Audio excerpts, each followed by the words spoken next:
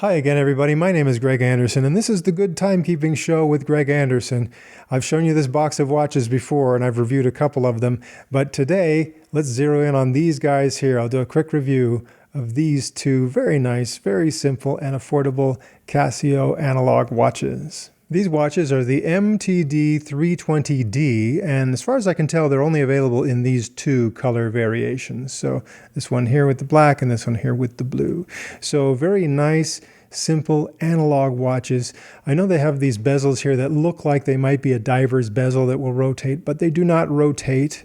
So for some people, that's kind of annoying. But at this price point, it's nice to have those kind of as decoration, and I wouldn't expect too much out of these very simple but very nice Casio watches. Now, you can find these. The suggested retail price, I'm told, is about $99 from Casio. You can find them from anywhere between $65 and $85 pretty easily online. But I happened to get these. There was a special at the Casio Outlet Store. That's outlet.casio.com. You might want to check that now and then and see if they've got a few deals.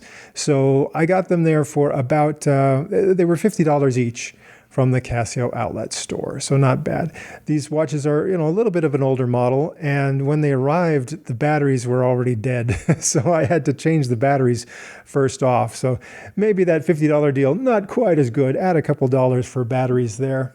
So, but otherwise, what can I say? Pretty nice, pretty solid, nice looking watches. So let's just kind of zero in. I'll show you one at a time here. So here you've got this nice, looks like, pretty solid metal bracelet here. This is kind of the T-bar style of bracelet. Not my favorite, kind of a hassle to work with, but if you have the right tool, it's not that bad.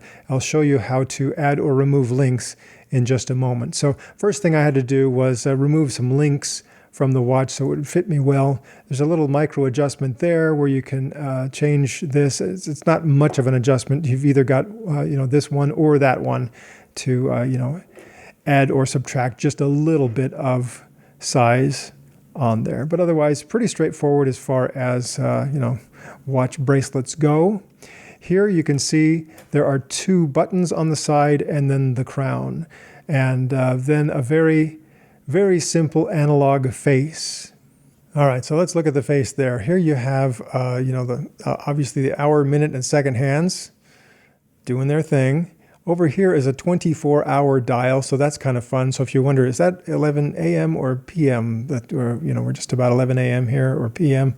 It is a.m., and you can see on the 24-hour dial that it's right there, the first part of the 24-hour rotation there. And then these are your day and date indicators right here. So just by comparison, you take something like this Casio Duro that has a little date window there with the printed date, or something like this one that has the day and date printed right there. Okay, so this is kind of a nice variation on that, in that it's still showing you the day and date, but it just looks so analog with dials instead of the little windows like you'll find on these watches here.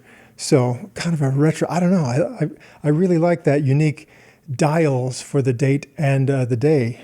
So obviously here it's telling me that the day is Friday, and it's Friday the 25th from this dial here. So all that information here, Friday the 25th, 11:02 a.m., and that's what the watch shows you. Very straightforward, very nice. Now when it's time to set the watch, all I have to do is pull the crown out here. So let's see, when it gets to 0 seconds, I'll pull that crown out, and now I'm free to move the hands around and set it to whatever time I want. And you can see as I'm advancing the time here, the time on this 24-hour dial advances as well. So there we are, coming up at 4 o'clock. So that's pointing to the 16 for military time or 24-hour time. If I take it around here to, say, 8 o'clock p.m., see, it just went up to 20. And so let's just continue to take that around. And as I get up here to starting to go past 11 p.m., and take a look at these analog dials as I continue to go. Okay, coming around, and no movement so far. Looks like this is starting to go as I get here past midnight, and then that just snapped to the next position, but that hasn't advanced yet, so let me just keep going as I go around. Okay, now it's starting to go. get up to around 2 a.m. And by the time I reach 2:30, then the day has advanced to Saturday. So not bad there. Now, what if these are wrong? Now I've advanced this. How do I get it back? Well, you can use these buttons here. So I'm going to push the crown in. Okay, let's just pretend that's the actual time right now. But I want to advance the date back to Friday again, or the day of the week rather, back to Friday. So I'll push this button and just give it a nice firm push there and see how that advances. See, I didn't push it quite hard enough, but if I push it down and keep going there and eventually, come on, push, then it gets back to Friday. This one here, this button here to advance the date, but it has kind of a little indentation, like it doesn't push down very easily. So I got to get something pointed like a toothpick or the tip of a pen or something. So I'll just use this, I have the pointed end of a spring bar tool. So I'll just put that in there. And as I push now with this, then, that's pretty easy to advance the date. And I'll take that back around to the correct setting, which is, today is the 25th.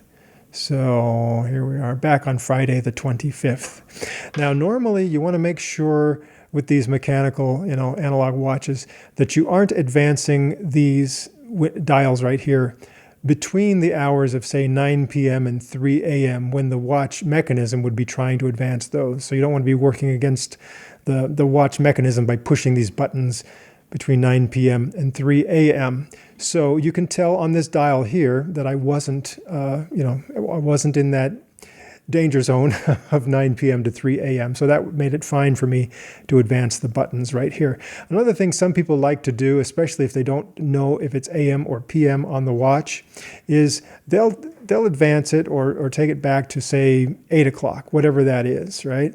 And then what they'll do is they'll set these to 1 day previous, okay? So I'll do that real quick. All right, so here on the dial it's showing, Thursday the 24th, which is yesterday. So what I'll do is I'll just keep advancing this now. And if I didn't know if that was AM or PM, I would know now that since I just passed 12 o'clock and I'm already on around 2 o'clock, then it didn't advance those. So then I can guess now that this is PM. So I'll keep going around until it advances to the correct day and date, which is going to happen here soon. Okay, now it's there. And now I know that the watch is showing 3 a.m. and I can adjust accordingly to set it to what is the correct time right now, which the correct time right now, well, I'll get more specific later, but it's right about that time. And there I'm set, okay? And that's the bottom line on how to make this work. It's a 50-meter water-resistant watch. That's not fantastic. You wouldn't want to go scuba diving with that, but I think it's good enough for just about everything else you want to do in the water, okay? For me, I wouldn't typically go swimming deeper than a swimming pool. Even if I'm out in the open water, a lake or the ocean or whatever, it wouldn't go down that very far. And I wouldn't have any problem at all. I would trust this watch to handle swimming in a swimming pool with that 50-meter water resistance. I think I'll be just fine. If you are out in the open ocean, you might want to rinse it off, get the salt water off of it before you're done. But other than that, I've found that I've really had no problem at all with watches that are rated at 50-meter water resistance or more. And you can see it's a good-looking watch, and it didn't cost that much. So it's kind of fun to have as an everyday, all-around watch. And there you go. Now, since both of these watches arrived with dead batteries, and they came from the Casio Outlet Store, I'm just going to assume that means they remained unsold for many years, and the original batteries inside just kept running and running until they were flat, right? So probably these were manufactured 2 or 3 years ago, and then nothing happened, and so that's why the batteries didn't work when I got them. So the first thing I had to do was replace the batteries, and I have some tools so I can do that myself, but it was a little bit of a hassle. So let me just show you what I had to do. First of all, I do recommend using something like this to catch little pieces if you're going to do this kind of work on your watches. So the first easy thing to do is kind of open up that watch bracelet so you can see what's in there. There's a little spring bar there, and if I drop it on here, it doesn't roll around. So that's kind of nice. Make sure if you're doing this sort of thing, you got a good work area where tiny pieces don't get lost. Like, if this rolled off the table down into the carpet, I might have trouble. And I've actually worked with even smaller pieces than that. So, yeah, I had to open up the back here. So I had a watch tool like this to help me take off the screw down case, right? Or the case back. And so I went to slip it on there, and this tool wasn't quite long enough to span across the entire case back, right? So that wasn't going to work. It's adjustable inward, but it wouldn't go any farther outward, because what I have to do to open this case back is I have to get a tool to kind of catch inside one of these little notches around there. And you can see as I was fiddling with it, I scratched it just a little bit on these sides. So luckily that's, on the underside of the watch. No one's ever going to see that. Still, I was kind of upset that I didn't have the right tool, and that caused me to scratch that up a little bit. So what I did, I went down to Harbor Freight, and you know what? Harbor Freight had a watch case back tool for sale, and it's fully adjustable. And so I was able to get this to work, and it's a little bit tricky. So what I had to do is adjust it so that this and those two would kind of catch the right places on the back of this watch case. And so had to be really careful adjusting that. And then you kind of tighten it on there like that a little bit. And so what that does is it's catching the notches in 3 places on the back of the watch case. And then I can gently twist that. And I got to tell you, this was a source of great frustration there for a few hours as I was trying to get this done. And so if I'm careful enough there, see, then that allows me to twist this back off. Okay, there it goes. And that's how you twist the back off in order to get into it and then reach the battery there. And there is just a little bit of an O-ring here around the back. So before you put it all back together, you make sure that O-ring is in place. But anyway, that's how you reach into it. And I found it a little bit frustrating because these notches here, it's not very deep. They don't give you a lot to grab there. And I had to go get the tool because I didn't even have the right tool at first. So anyway, you may decide, well, I'll just save the trouble and I'll go to, kind of a watch repair place, or find the jewelry counter at the mall where they can change that watch battery for me. But again, with just a little bit of coaxing that, I was able to get the battery replaced. So now I'm going to try very carefully to reposition this watch back case tool and just gently twist that. It doesn't have to be twisted on too awfully tight, but you don't want it to be a bad fit. Okay, and now it's back ready to go. And now all I have to do is put that back together. As far as removing links, let me just show you how that's done really quickly too. These are the links that I took out of those watch bracelets, and you can see I haven't fully put the pieces back together because, why bother?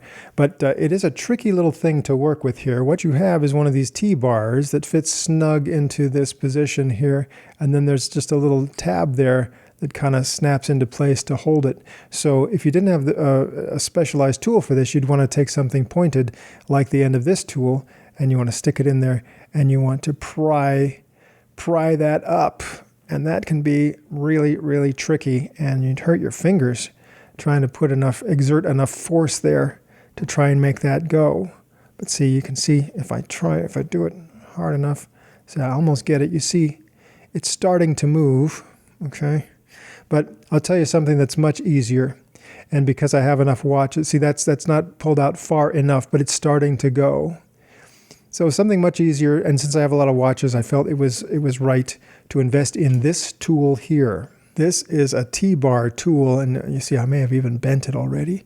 So what it has, like a pair of pliers with a little pointed end on the one side, and there on the upper side, a flat end. So you can see how that goes. Looks like a little beak on a bird or something right there. So what you do is you take that pointed end, and you push that into here, and then you rest that flat end on top. And you don't want it to be resting on top of the little T-bar you're starting to remove, but you want it to be just inside of that. And so if you push that pointed tip in just right, and you have that lined up just right there, then all you do is gently squeeze these pliers. It's just pliers there. Just gently squeeze that and boom, it starts to pop out. And there you've pushed it past, where that little bump is holding it in. Now I can take this pointed end of a spring bar tool and kind of work that and try to loosen that even more. Okay, and if it's loose enough now, then it should be pretty easy to pull this T-bar out using something like this. Okay, and it's nice when it's loose like that. That way you don't kind of scratch up, this end here that's supposed to be nice and polished and nice looking. So if I can just pull that out like that very gently, then you can start to, take these links apart. And there's actually a couple little extra tabs on there holding the links together. But if I do this just right, just kind of work it a little bit, then it does come apart. So if you want to remove one link, then you have to loosen the T-bar on the two links next to each other. And then you're able to take one of the links out. And then if you can kind of wiggle this in and get it back together like that, then the T-bar fits back in, slide that in gently.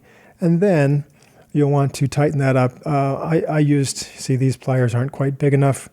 So what I did in order to get that super tight again inside the hole, I took a larger set of pliers like this, and where you can have it so it can span a longer distance like that. Okay. And then I took just like just a piece of paper, something to protect the nice polished edge there. And I positioned this around the link that I wanted to squeeze closed again. And then I just gave it a gentle nudge. So you can see on that end where I did that, that has gone back into place compared to these ones that are, dislodged. And I can, try that again off camera and get that just nice and tight and flush there. And that's how you put that back together. Again, it's not that difficult if you have the right tools for it. And definitely if you've got a lot of watches like this and you think you're going to be adjusting bracelets yourself, not a bad investment to spend. I don't know, it cost me $10 or $15 for this tool here. Once I have a watch bracelet set to the size I want, I really don't need this tool again, but you never know when I'm going to get another watch. So, it's up to you. If you want to just go down to your favorite jeweler and have them do this, maybe they'll have the right tool for the job. Or if you want to just look online and find a T-bar tool for your watch, you can get this too.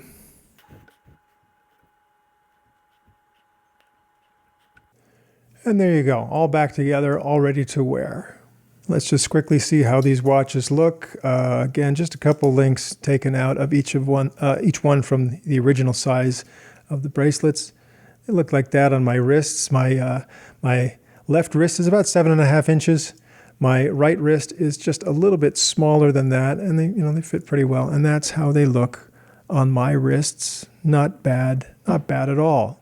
Let's just do a quick look at how the lume looks on these watches. This isn't a perfect demonstration. My room is not the best lighting for this, but you can get a pretty good idea of what those look like. And I really like how they have a ton of big lume pieces, big glow-in-the-dark pieces here on the face. So that's kind of fun. As with most of my Casio watches, it seems like the glow-in-the-dark kind of fades quickly. But here for just a few minutes, you'll get a nice big area that's all glowing there for you. Let's do an official weigh-in. Here's a nice G-Shock watch that I reviewed a couple videos ago. Pretty lightweight, pretty nice. Okay, 52 grams, more or less. Here's a little bit heavier G-Shock that I like to wear as well. Okay, looking at 67 grams for that guy. What about one of these? Looks like 147 grams. Let's just be sure here. My scale might not be super consistent. Okay, 148. So essentially the same weight on these guys here. So much heavier, by comparison to this, but still not bad at all, so you can definitely enjoy these watches. They got just a nice solid feel to them, a nice heft. The bracelets feel nice and solid. They're probably, some sort of hollow metal inside, but they just feel nice. You got some nice polished surfaces here and some brushed surfaces around there as well, kind of brushed there, polished on the side. I probably need to polish them already because I'm getting fingerprints all over them. And then kind of that flat finish here on the inside of the clasp. So hey, not bad for $50 each. This great tribute to analog timekeeping. And we'll see. They're supposed to run about accuracy to within 20 seconds a month. And I think they're going to do just fine. Now that I've just replaced the batteries, I think they're going to go for several years. And we'll see how they go. Nice little casual watch that's not super expensive. And that's all for now. So I hope you'll join me again later. More watch reviews and other timekeeping information here on the Good Timekeeping Show.